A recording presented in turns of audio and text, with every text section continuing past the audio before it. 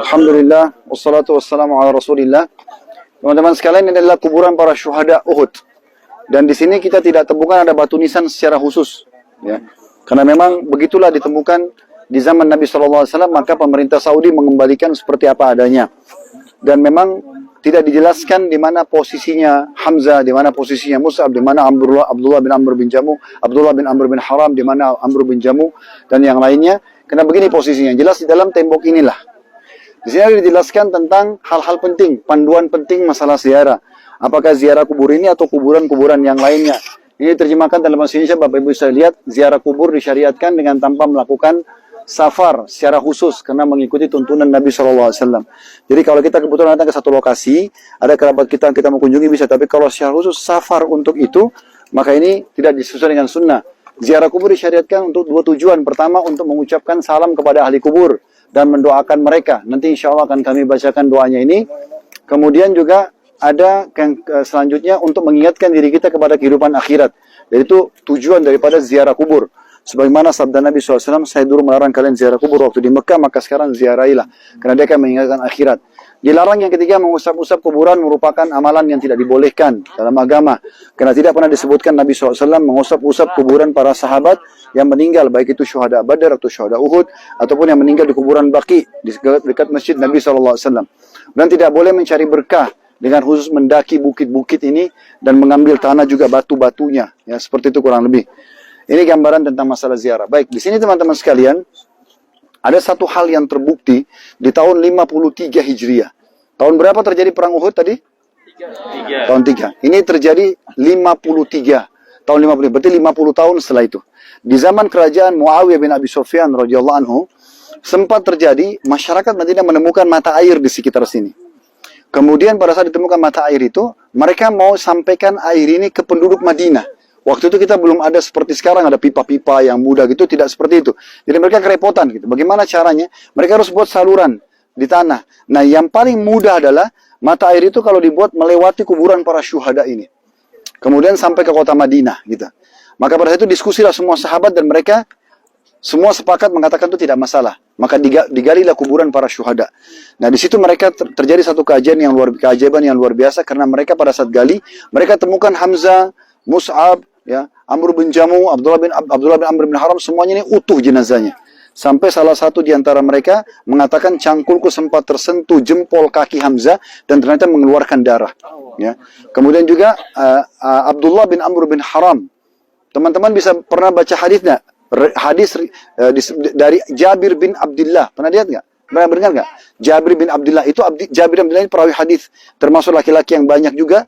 Itu adalah anaknya Abdullah bin Amr bin Haram.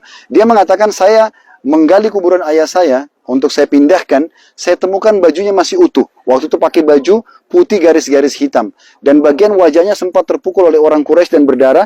Dan pada saat dia wafat, dia sempat pegang lukanya itu. Nah, pada saat digali tahun 53, itu tangannya sempat dipindahkan, darahnya ngucur lagi. Dan ini menandakan memang sesuai dengan hadis Nabi SAW, termasuk yang tidak dimakan jasadnya oleh tanah adalah para syuhada. Ya, itu kuasa. Nah, perlu saya titik beratkan, karena kita masuk di lokasi peperangan Nabi SAW, kita mengunjungi ziarah kuburan para syuhada. Ini merupakan target setiap muslim.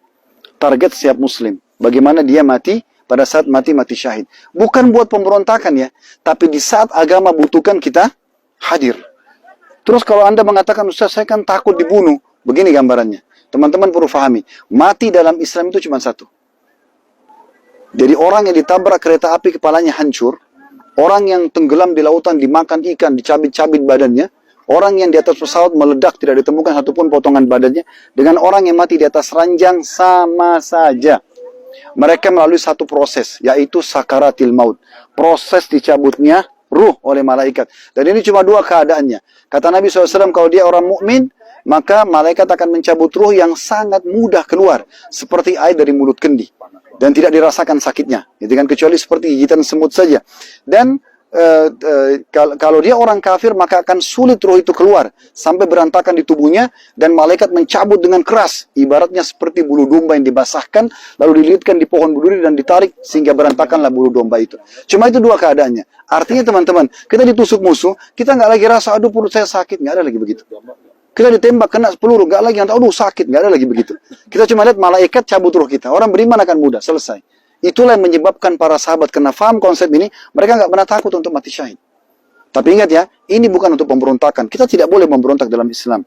Tidak boleh buat kekacauan. Tapi di saat kita sedang berhadapan sama musuh, dan musuh itu betul-betul dalam Islam, seperti kasus Nabi SAW ketemu dengan Quraisy misalnya. Dulu di Indonesia kita dijajah sama Jepang, sama Belanda. Kita lagi dijajah, sekarang muslimin di Palestina dijajah oleh Yahudi. Mereka melawan, itu lain. Mereka melawan, di saat itu kita tidak boleh sama sekali mundur. Bahkan Bapak Ibu sekalian perlu tahu, orang muslim yang lari dari kancah peperangan, dosa besar. Nggak boleh. Kata Nabi SAW, 7 induk dosa besar, salah satunya adalah lari dari kancah peperangan. Kecuali orang yang pulang, berkeluar untuk bergabung dengan pasukan yang lainnya. Jadi nggak boleh. Nggak ada sifat pengecut dalam Islam. Bahkan Nabi SAW pernah datang oleh seorang sahabat mengatakan, ya Rasulullah, bagaimana kalau saya lagi jalan, ada perampok mau ambil harta saya? Kata Nabi SAW, perangi dia. Nabi nggak bilang kasih hartamu, perangi dia. Kata orang itu, ya Rasulullah, kalau dia bunuh saya, kau mati syahid. Kalau saya bunuh dia, kau nggak berdosa. Karena harta kita mau diambil. Sekarang perampok datang, masa kita mau kasih? Nah, Islam mengajarkan begitu. Tapi ini pada tempatnya, teman-teman sekalian. Bukan suami pada istri, istri pada suami, orang tua pada anak, teman sama teman, masyarakat, pemerintah. Ini nggak ada, ini bukan begitu. Tapi ini kepada musuh yang memang sudah jelas-jelas keluar untuk memerangi kaum muslimin. Begitu yang diajarkan dalam Islam. Jadi nggak ada sifat pengecut dalam Islam. Ini penting untuk digarisbawahi. Dan Nabi SAW berkata tentang Hamzah, aku diperlihatkan Hamzah sedang bersandar di dipan-dipannya di surga. Allah. Ya. Nabi SAW juga berkata tentang Ja'far bin Abi Thalib. Itu adalah kakak Ali bin Abi Thalib 10 tahun lebih tua. Waktu terbunuh di perang Mu'tah, tangannya 2 dipotong oleh musuh. Kata Nabi SAW, Ja'far sekarang sedang terbang keliling surga dengan para malaikat dan kedua tangannya diganti sayap oleh malaikat. Gitu kan? Dan di peperangan ini juga ada satu tadi lupa saya ceritakan, cerita tentang Handalah. Pernah dengar? Handalah itu terkenal dengan Gasilu